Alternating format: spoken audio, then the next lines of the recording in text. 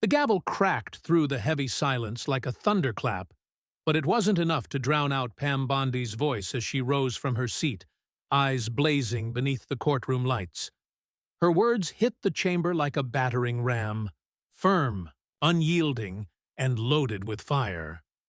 "This court," she shouted, "will not silence the sacred when it is the soul of the people that stands on trial." Gasps echoed from the gallery. One juror flinched. The judge's fingers twitched above his notes, as if he were grasping at something unseen, his lips tightening into a line that trembled with suppressed fury. He had warned her. He had told them all. No religious declarations, no invocations, no prayers. This courtroom was to remain secular, impartial, cold as the marble walls that loomed around them. But Pam was never built for cold silence. She leaned forward now, her voice lowering but not softening as she gestured toward the defendant. A weeping grandmother, hands clasped tightly around a rosary, whispering into her cupped palms. She, "Praise," Pam said, eyes still locked with the judge, "because you gave her no one else to trust. Not this system, not your rules. She turned to God because you turned your back."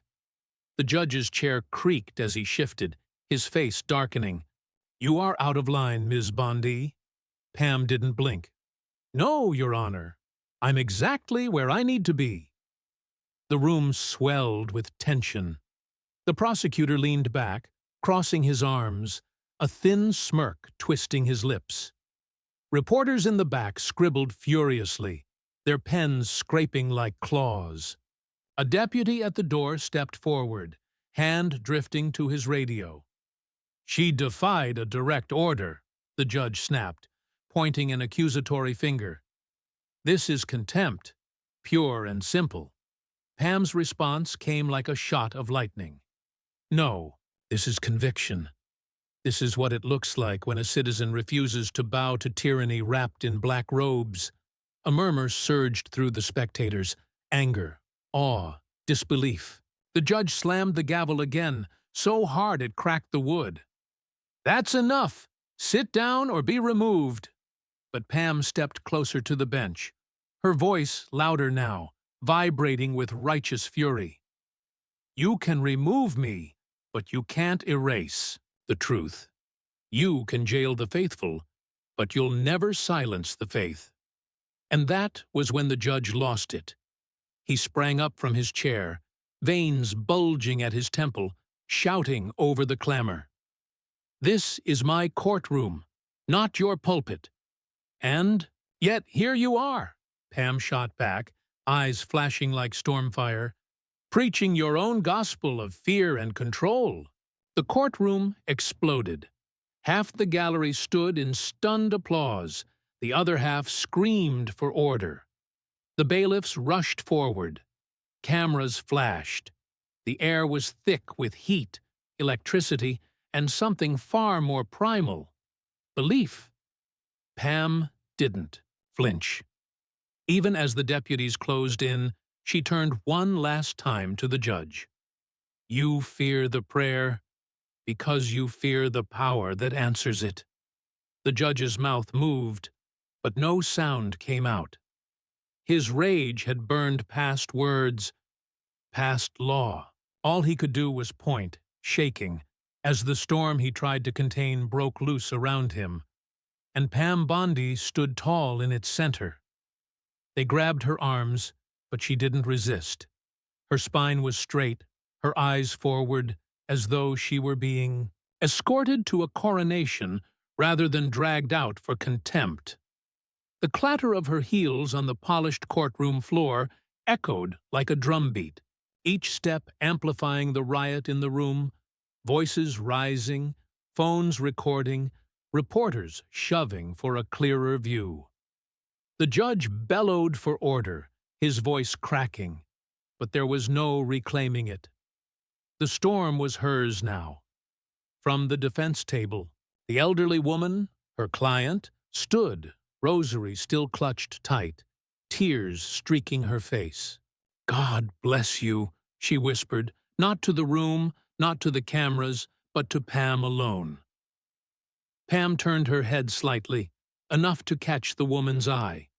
She gave a small nod, defiant and calm, and then the courtroom doors swung open as the bailiffs led her through them.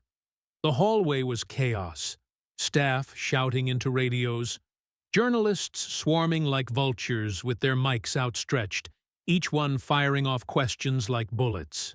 Pam, did you mean to provoke the judge? Do you believe faith belongs in a courtroom? Are you trying to start a political firestorm? She didn't answer them. She didn't have to. Her silence was its own kind of sermon. Her wrists were unbound, no cuffs, only firm grips on her arms. And that, too, was a message. Even restrained, she was in control. But inside the courtroom, the wreckage was spreading. The judge paced behind the bench like a man haunted, muttering to himself, eyes twitching with disbelief. The prosecutor stood now, arms raised slightly, attempting to salvage what dignity the trial had left. Your Honor, may I remind the court that the motion before us— Motion be damned, the judge barked, slamming his fist on the wood, his breath ragged. That woman turned this hearing into a circus. She turned it into a sanctuary, someone whispered from the gallery. He heard it. Everyone did. The judge froze. For a moment, he looked like he might cry, or scream, or crumble. Instead, he took a slow breath and reached for his water, hands trembling. But when he spoke again, his voice was not steady. It was drenched in bitterness, and the authority he once wielded like a blade had dulled. This court is adjourned, he said. The gavel fell again, not with finality, but as a desperate attempt to end a battle he'd already lost. Outside, Pam was released into the press gauntlet. The courtroom deputies lingered a few feet away, unsure whether to leave her be or force her away. And then a man stepped forward. Middle-aged, dark suit, polished shoes, conservative tie. His ID badge gleamed in the light. Ms. Bondi, he said, tone cool but curious. That was quite the performance. Pam turned to him. It wasn't a performance, it was a reckoning. He smiled, but it didn't reach his eyes. You do realize there will be consequences. Disbarment hearings, fines, maybe even jail. She raised an eyebrow. All for defending prayer in a courtroom? Let them come. He stepped closer, voice dropping. You've lit a match in a room full of powder. You don't get to walk away from this untouched. She looked him up and down, then leaned in just slightly, enough to make him blink. Good. Let it burn. He hesitated, then backed away, vanishing into the crowd of reporters and onlookers as quickly as he had appeared. The noise around her swelled again, but Pam lifted her chin and moved forward, parting the sea of people not with force, but with gravity. Her presence shifted the air. Some watched her like a fallen hero, others like a rising threat. Inside the courthouse, behind thick walls and silence, the judge sat slumped in his chambers, tie loosened, eyes fixed on the marble statue across. From his desk, the blindfolded Lady Justice, scales held aloft. He stared at it as if waiting for it to move, to speak, to validate his fury. But all it did was stand and judge. By evening, the footage had gone viral. Clips of Pam's confrontation were everywhere, splashed across headlines, looped endlessly on news stations, shared in whispers and in roars across every corner of the internet. Bondi's blaze, one anchor called it. A courtroom resurrection, another gushed. Political pundits squared off in studio debates, shouting over each other like children fighting over firecrackers. Some called her a menace to judicial order. Others hailed her as the voice of a forgotten moral core. But Pam didn't speak that night. Not to cameras, not to reporters camped outside her apartment building, not even to the legal team that scrambled to assemble in her defense. She sat alone, a single lamp casting a warm cone of light in the dark living room, the rosary her client had left behind turning slowly in her hand. She wasn't praying. Not exactly. She was remembering. The echoes of the judge's fury still burned in her ears, the way his voice cracked not just from anger, but from something deeper, fear. Not of her, not even of the crowd, but of the power he couldn't understand, the force that didn't answer to gavels or statutes, the force she had dared to name in his sacred, secular temple. Her phone buzzed again. Another message, another interview request, another threat. She silenced it. The noise didn't matter. What mattered was the line she had crossed, and the truth she had uncovered, waiting just beyond it. The next morning brought a sharp knock on her door. She opened it to find a man she hadn't seen in a decade. Federal judge now, though he wore the title like a loose coat. Leonard Grayson, once her mentor, once the one who taught her how to wield law like a blade and not a cage. His expression was unreadable. "Thought you might need coffee," he said, holding out a cardboard tray with 2 cups and no cream. She took it silently and stepped aside. He entered like a man stepping into a storm shelter, slow and cautious. His eyes scanned the room, not out of suspicion, but out of habit.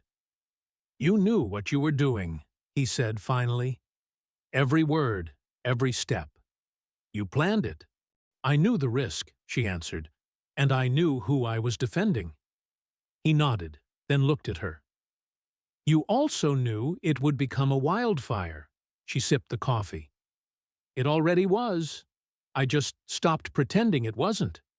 They stood, in silence a moment, the kind that wrapped around memory and meaning. Then he pulled a folded piece of paper from his coat and placed it on her kitchen table. She recognized the letterhead, the State Bar. "They want to meet," he said. "Special session. Your license is on the line." She looked at the paper but didn't touch it. "They want to make an example." "They want to make you disappear," he corrected. "Quietly, elegantly, before this becomes something they can't contain."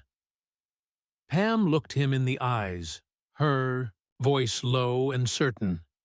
"It's already too late for that." He hesitated, then leaned in slightly. "Pam, if you want to fight this the traditional way, through channels, appeals, the slow grind, I'll help you. But if you keep charging at giants with torches, I can't protect you." She looked down at the rosary in her hand, then back up at him. "I don't need protection. I need truth to echo louder than fear." He sighed. It was not a sigh of defeat, but of recognition, the same breath he'd once taken when she'd refused to compromise on a case, when she'd walked out of a firm, when she'd walked into fire rather than let justice go cold. "You've become something bigger than the case," he said. "And they'll come at you like you're a movement. Because maybe now, you are." When he left, the apartment felt even quieter, but not empty. She didn't turn on the news. She didn't scroll through the flood of support or condemnation. She simply stood at the window, watching the morning unfold. On the courthouse steps downtown, a crowd had already formed. Silent, kneeling, heads bowed. Some held signs with verses. Others just held candles. None were speaking. None were shouting. But Pam felt their voices rising, and she knew. This wasn't the end of the fire. It was only the spark before the flames took the sky. The sky over the courthouse was bruised with dawn, streaks of amber and smoke gray curling together like a prophecy. Pam Bondi walked toward it, not as a woman summoned, but as a warrior returning to the front lines. Her heels struck pavement with purpose. She wore no armor, no cloak of anonymity, just a black suit, crisp and sharp as a blade, and in her eyes burned the steady flame of someone who had already counted the cost. The crowd parted when she approached, hundreds now, maybe more. A sea of bowed heads and lifted signs, some trembling with devotion, others pulsing with rage. Journalists lined, the edge like vultures perched on fences, their cameras whispering in digital clicks. Police stood in clusters, hands resting near holsters, caught between order and optics. And at the center, those courthouse steps. Pam climbed them like she'd been born there. The doors were already open, as if someone knew she wouldn't knock. Inside, the mood shifted. No longer chaos, but something taut and waiting. The special bar committee had taken the largest chamber, converting it into a tribunal stage, an arena of polished oak and cold stairs. 10 men and women sat at the curved bench. Black robes, silver pins, faces that could summon storms with a gesture and banish careers with a line of ink. Pam stood before them without tremble. "Ms. Bondi," the chair began, voice smooth as steel. "You are here today to answer for conduct unbecoming of a legal officer. You were held in contempt. You defied court orders. You introduced religion into a secular trial. Do you understand the seriousness of these charges?" "I do," she said. "Do you?" A flicker of tension passed through the panel like a pulse. The woman beside the chair leaned in. "Do not test our patience. This is not a political arena. This is not a pulpit." Pam didn't smile. "No, it's a battlefield." A pause, then a murmur from behind her. People had packed into the public gallery. Supporters, detractors, observers from legal organizations and human rights councils, some in suits, some in denim and crosses, others in silence, but with eyes that glowed with something ancient. Defiance. Pam turned slightly, as if to draw strength from them, then faced the bench again. "I did not bring prayer into the courtroom as a weapon," she began. "I brought it in because it was already there, in the heart of my client, in the hope of her family, in the silence before each verdict when every soul prays for justice, whether they admit it or not." A man on the panel scowled. "And what of the law, Ms. Bondi? What of precedent? Of the Constitution's mandate to separate church and state?" Pam stepped closer, voice firm. "The law is meant to protect freedom, not erase it. Separation of church and state was never meant to sever people from their right to believe. It was meant to shield them from being forced to believe. I forced nothing. I defended everything." Whispers again. A ripple of something electric. The chair straightened. "So you're claiming moral authority over judicial order?" "I'm claiming that judicial order without moral foundation is a facade," she replied. "And people are tired of pretending it's not crumbling." The room was still. Then the panel's legal clerk approached with a file, statements, reports, transcripts of the now infamous hearing. The evidence of her transgressions. It was thick, clinical, full of words meant to dissect her like a corpse of character. They asked more questions about ethics, about decorum, about loyalty to the bar. But with each answer, Pam didn't defend her reputation. She defended the principle. And that made them nervous, because a reputation is easy to kill. But a principle? That's how revolutions begin. Hours passed. The sun rose high and cast sharp lines through the tall windows, splitting the room into light and shadow. By the time the chair called for recess, the air was dense with something close to dread. Pam exited into the marble hallway. Reporters surged forward. Microphones clustered like bees. She held up a hand, not to silence them, but to speak. "I am not on trial," she said. "Faith is. Conviction is. And if they silence me, they'll try to silence anyone who dares to believe." Out loud. "Are you worried?" one asked. "About your license? Your career?" Pam's eyes shone, not with fear, but with clarity. "I'm not here to protect my career," she said. "I'm here to protect the line between justice and cowardice. And I'll keep standing on that line, no matter the cost." Behind her, someone began to clap. Then another. Then the hallway filled with sound, hands striking palms, low and rhythmic, not cheering but affirming, like a vow made in public. And Pam stood in the middle of it, still and resolute, the eye of a gathering storm that would not pass quietly into history. When they returned to the chamber, everything felt different. The air had shifted. The panel looked older somehow, like they had aged beneath the weight of their own silence. The room was fuller too, standing room only. The doors had been left open this time, and the hallway crowd spilled in, hushed, holding, breath like sacred water. The chair cleared his throat, the sound brittle as dry leaves. "We have reviewed the facts, the conduct, the commentary," he began. "And though the law provides us discretion, it also burdens us with precedent." Pam stood tall, unmoved. The chair continued, voice flat, rehearsed. "You defied courtroom procedure. You disrespected a presiding judge. You challenged the limits of religious presence in legal space. These facts are not in dispute." The room seemed to tilt forward.